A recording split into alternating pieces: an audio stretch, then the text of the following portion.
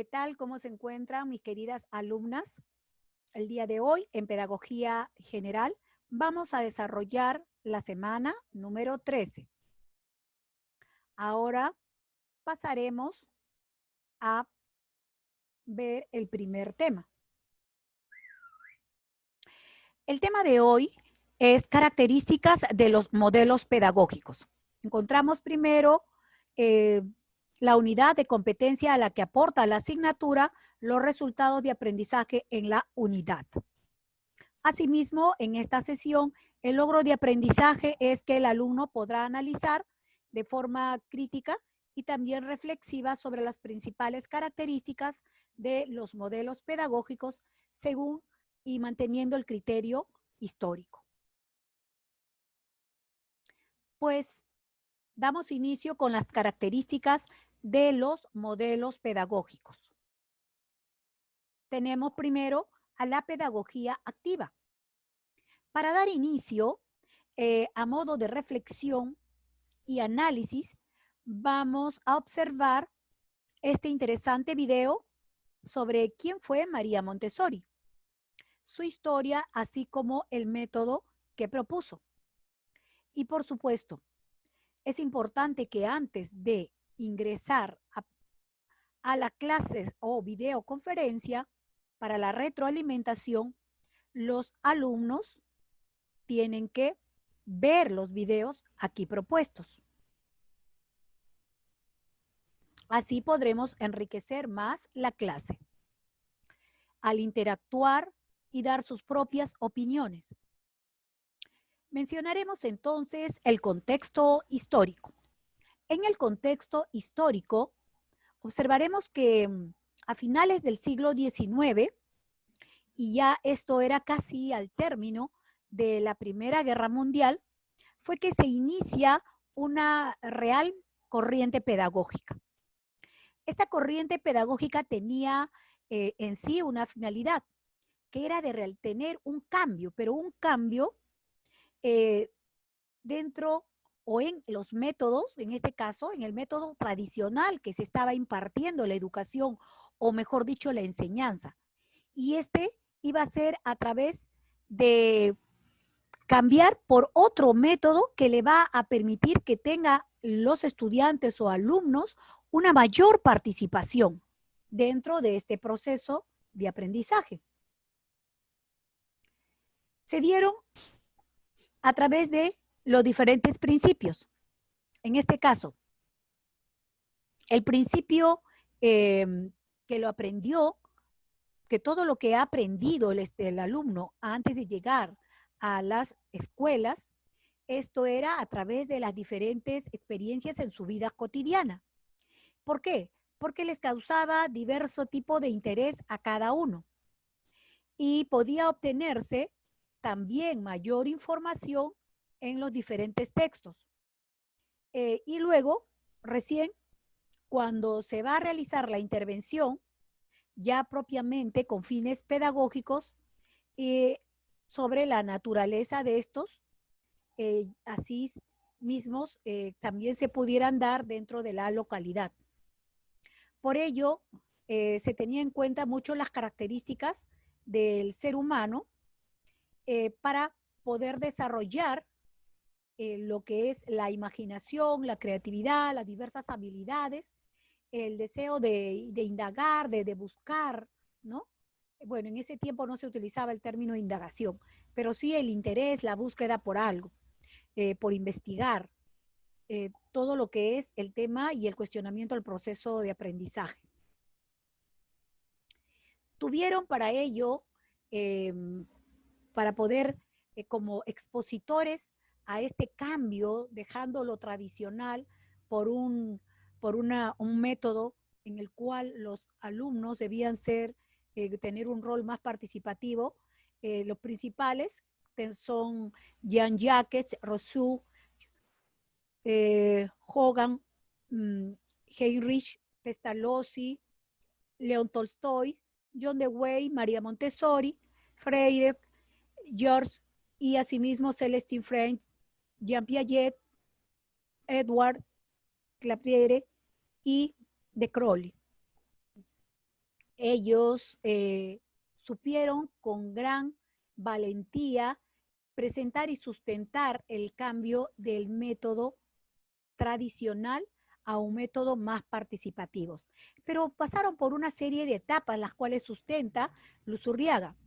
Y la sustenta en base a que existieron 4 momentos muy latentes y fundamentales en esta Constitución y para el desarrollo de esta corriente, que fue desde el año 1889 y llegó hasta el año 1918. Los cuales les permitieron en estas etapas pasar por diversos tipos de prácticas y ensayos, los cuales obtuvieron errores, pero que finalmente esto les sirvió para llegar a obtener las mejores experiencias y mejores productos. Se fueron en el transcurso formulando algunas nuevas ideas y asimismo también se fueron creando la aplicación de los primeros métodos activos. De esta manera se van a ir en estos años reforzando y se va a difundir ya a los pedagogos las ideas y métodos de la escuela nueva. Ahora hablaremos de la pedagogía de la liberación o crítica. Esta pedagogía se da dentro, teniendo en cuenta lo que es el contexto. Este contexto que se va a dar en base a las ideas que son revolucionarias y se dan en América Latina, en aquellos países en los cuales había una explotación, especialmente en los sectores que era del sector obrero o también llamado campesino. Ahora, dentro de las obras que son las fundamentales en la pedagogía, veremos en este caso a la expuesta sobre la pedagogía del oprimido, que es publicado por Pablo Freire en el año 1969. Aquí él propone todo un cambio dentro del proceso de aprendizaje que debía darse, ya que en este caso los alumnos deberían desarrollar este aprendizaje a través de ¿qué?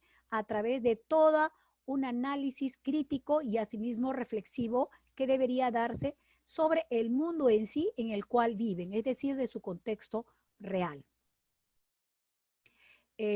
También hemos podido observar diferentes aportes y en este caso tenemos como uno de los grandes investigadores y que sustentan, dando el gran aporte, el maestro, que tiene como un rol, mencionan que el maestro tiene este rol de ayudar efectivamente a todos los educandos, pero ayudarlos a ¿qué? Ayudarlos a reflexionar, ayudarlos a que conviertan esa actividad de aprendizaje que desarrollamos en el aula y que los lleve a desarrollar ese análisis crítico y que además puedan ir a investigar, puedan buscar y que puedan obtener así sus propias convicciones. Y es así que propone entonces una relación más dialógica, es decir, un diálogo mayor para poder escuchar a ese alumno, escuchar sus propias opiniones en base al análisis y a la crítica que hay, y esto se va dando entre el alumno y los docentes. Entonces, dejándose pues esta relación ya autoritaria de maestro y educando, ¿no? Más bien al contrario, una relación muy reflexiva. También tuvimos aportes junto a Freire con sus principales representantes, como son Henry Kiroux y Michael Apple, Stephen Kemis, Peter Laring, Andy Harpreys y Thomas Pockets. Ahora veremos en este caso la pedagogía conductista. Y cuando hablamos de la pedagogía conductista, nos vamos a referir a los interesantes estudios que realizó John Brown Watson. Y fue en el año 1878 hasta llegar a los años 1958, que propuso o presentó estas propuestas ambientalistas que estaban relacionadas a la educación y adquirió un gran renombre, muy bien y aceptado cerca de los años de 1940, en los cuales menciona los antecedentes de estudios que tuvo en este caso Pavlov, y con respecto al reflejo condicionado. Es decir, que los inicios lo sustentado por Watson se basan en los orígenes que están relacionados con el eficientismo. Y este eficientismo se va a dar justamente en el campo de la industrialización, que en los tiempos que tenía pues un gran auge Estados Unidos. Asimismo, Watson va a concebir a la enseñanza propiamente, pero que ésta se debe dar de manera estructurada y también debe ser susceptible, que pueda ser de alguna manera siempre guiada por determinados principios de condicionamiento operante. En este caso, dentro de lo que se va a dar en el contexto escolar. Y va a querer que los alumnos, adquieran todo un amplio bagaje de conductas, y luego a partir de determinados principios se le va a ir dando un reforzamiento. Esto trae a colación los estudios de la famosa caja de Skinner, en las cuales él extiende estos principios del aprendizaje animal que se dio, ¿se acuerdan?, en la famosa cajita de Skinner, lo extiende a los seres humanos.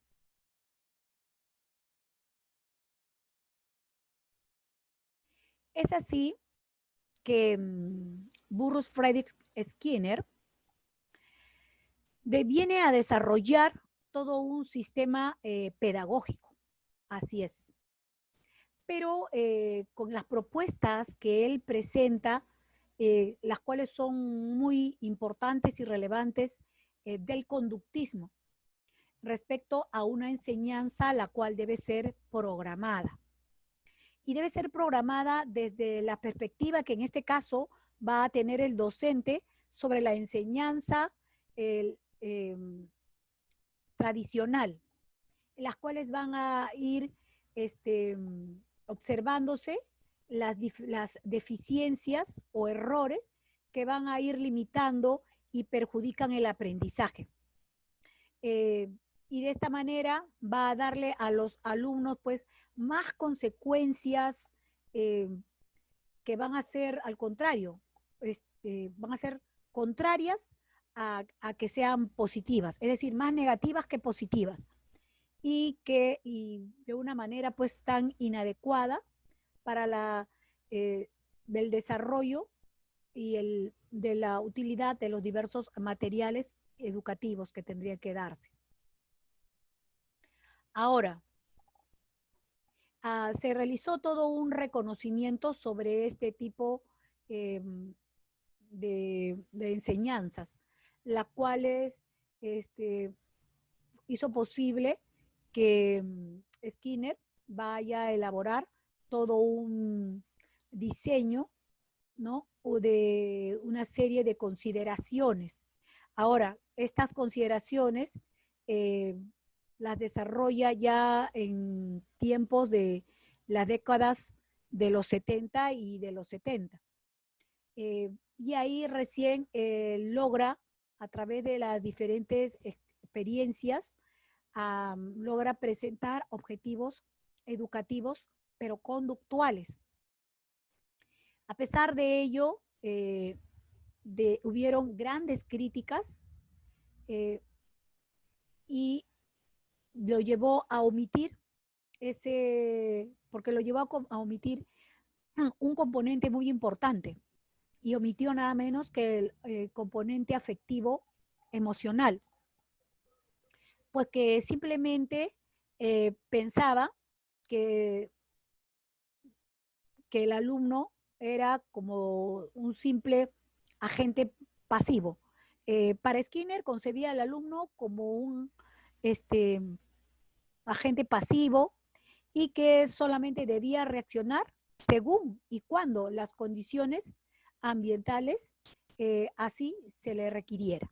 Entonces, totalmente, ahora vemos en la actualidad que, bueno, no está acorde, ¿se dan cuenta? Esto es para que ustedes, a la hora que voy explicando y sustentando lo que en ese tiempo cada modelo se iba presentando, tenía algunos aciertos, pero al mismo tiempo también iban dándose algunas equivocaciones. Pero lo importante es que siempre se avanzaba en las investigaciones, que no se quedaba estática. Ahora veremos la pedagogía cognitiva. Esta pedagogía cognitiva, bueno, directamente fue guiada por la ciencia cognitiva. Este método se va a desarrollar en los años 1950 y influyó mucho esto en otras ciencias también, tanto ciencias sociales como de humanidades. Un gran exponente de ellos fue el psicólogo Jerome Seymour Brunner. Fue que Seymour Brunner, uno de esos principales actores de esta llamada revolución cognitiva. Esta revolución cognitiva lo que fundamenta o plantea era pasar de este modelo formal de la mente para poder explicar el conocimiento humano. Es decir,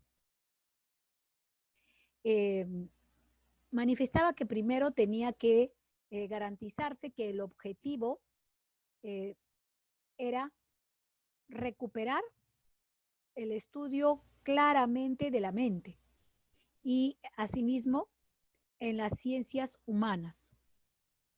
Se desarrolló toda esta investigación y llegó a un periodo de fuerte auge en el cual se pudo dar el objetivismo, pero un objetivismo que era propiciado por el conductismo. Entonces, siempre los cambios, las innovaciones parten de un punto que ya ha sido investigado o que se está desarrollando. Ahora veremos que este enfoque, que se es planteado, establece o permitió establecer diversas habilidades que van a orientar de esta forma los procesos mentales que se dan, así como de información, para que puedan realizar también una representación y acciones. Estos son los pasos que van a ir cambiando, en todo caso, los conocimientos que han sido adquiridos y que se han dado con anterioridad.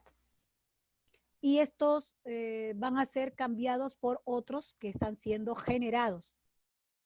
Y esto se genera a través de este intercambio de información. Es decir, que la información que están teniendo se va a dar de acuerdo, pues, con, en este caso, Brunner, cuando se organizan las clases propiamente, ya está todo muy bien establecido, programado, y ahí eso va a permitir que se pueda construir esta nueva información y asimismo se le va a dar un nuevo significado a esta información. Es importante, se sustenta, considerar que el ser humano, bueno, realiza toda una actividad que está fundamentada dentro de todo ese procesamiento que se da al obtener una nueva información. Y la pedagogía, en este caso cognitiva, va a mostrar una mayor, muestra esa nueva visión que va a tener el ser humano y asimismo también va a permitir que reconozca cuál es la verdadera importancia frente a las personas que van a poder organizar esta información, que va a poder filtrar, reintegrar, o asimismo también que van a poder evaluar la información que ingresan en estos esquemas mentales, que van a ser empleados.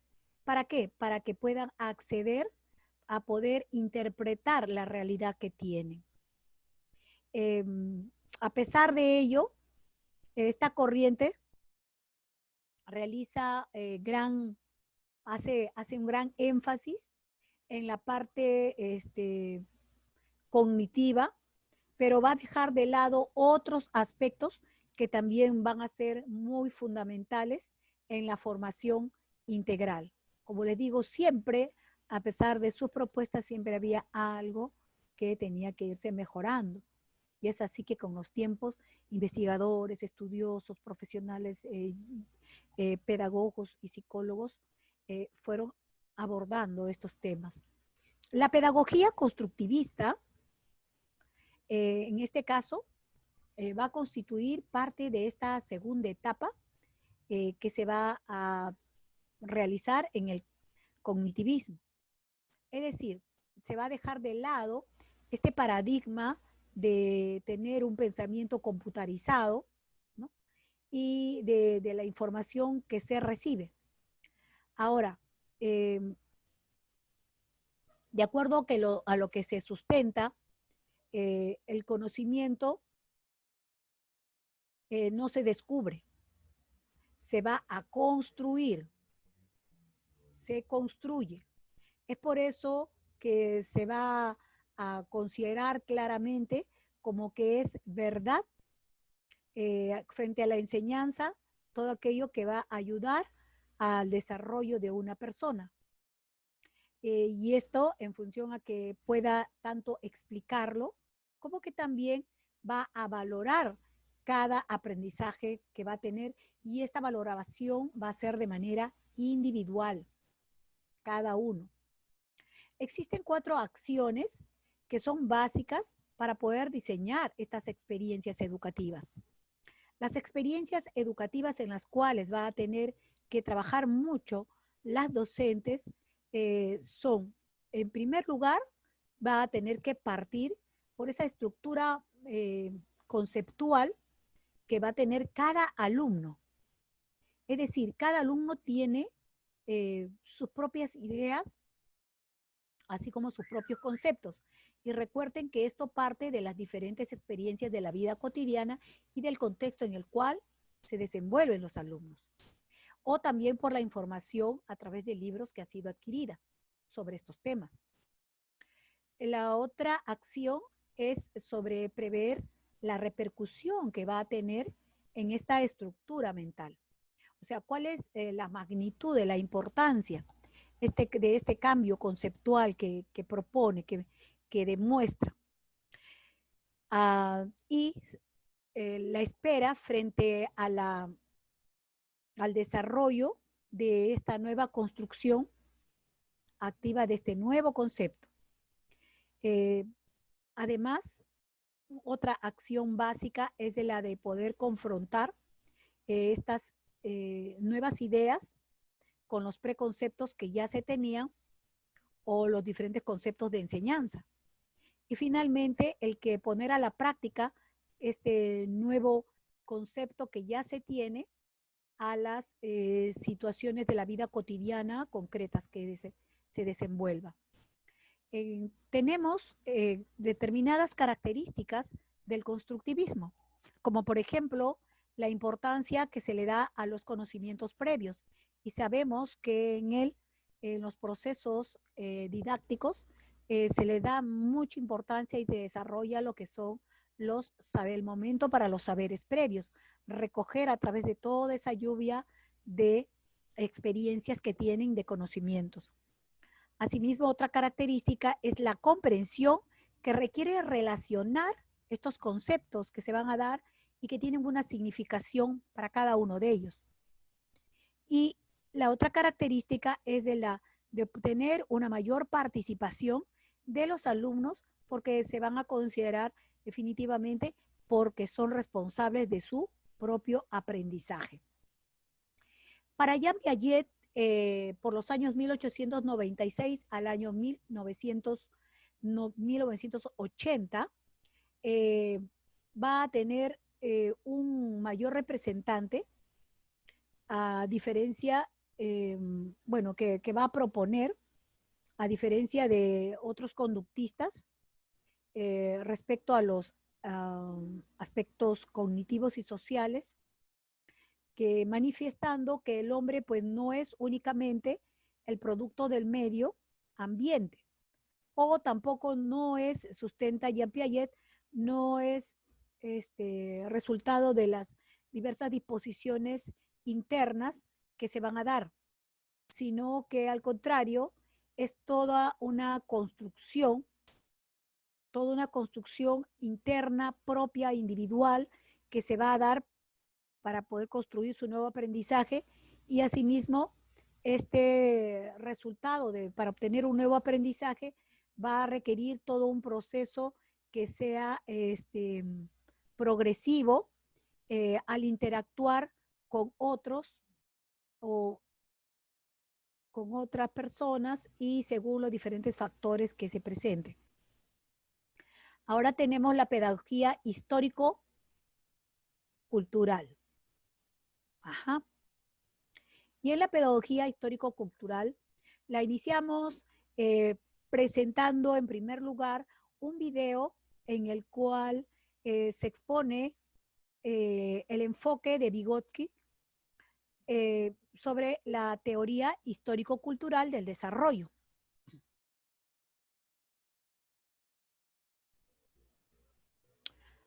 Si hablamos de Vygotsky, Lev Vygotsky, veremos que en los años, bueno, dentro de la etapa de la revolución, en el mes de octubre, en el año 1917, el máximo representante llega a ser Lev Vygotsky. Él va a proponer que se realice todo un desarrollo en la psicología, pero y también considerar en este caso la pedagogía, teniendo en cuenta los aportes del marxismo. Propone que definitivamente el hombre es un ser histórico, pero y también social. Y él desarrolla de esta manera su propia teoría respecto a estos procesos psíquicos que se dan a un nivel superior y que van a ser la parte esencial de todo ser humano. Esto lo vemos en su texto elaborado, creado, como es el desarrollo de los procesos psicológicos superiores.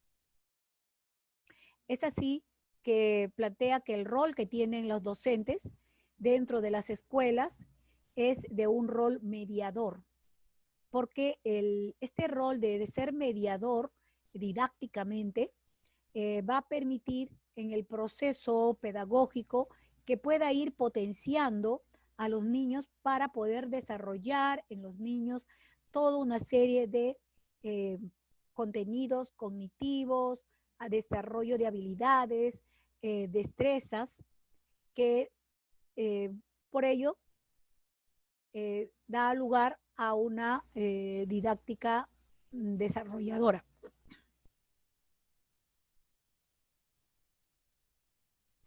El rol de ser mediador definitivamente lo sustenta Vygotsky, que no solamente se va a dar a un nivel, sino que se van a dar a dos niveles. El primer nivel se va a dar a través del nivel de mediación guía. Esta le realiza la docente hacia el alumno. Y el otro nivel se va a dar en forma de estudiante a estudiante, llamada también el nivel de pares o entre pares. Todo ello va a permitir el fundamento en este caso de que se desarrolle un aprendizaje colaborativo. Entendemos entonces que la mediación va a permitir que los estudiantes pasen de este nivel que tienen de desarrollo actual, su desarrollo real, lo actual, y que pueda llegar al nivel, en este caso, de desarrollo potencial, y al llegar al nivel de desarrollo potencial en ese espacio, entre esos dos niveles está justamente ubicado la zona de desarrollo próximo. Bueno, de esta manera, alumnas, hemos desarrollado la semana 13. Y en la semana 13 tenemos una tarea. La tarea consiste en elaborar de manera individual un organizador visual en base a las características de los modelos pedagógicos ya expuestos sobre pedagogía tradicional, activa, cognitiva, constructiva y asimismo histórico-cultural. Esto se va a hacer en Word, el organizador visual. Y tienen de tiempo para presentar hasta el día lunes 3 de agosto hasta las 11 de la noche. Es así, mis queridas alumnas, que llegamos a finalizar nuestra clase el día de hoy. Nos estamos viendo en la siguiente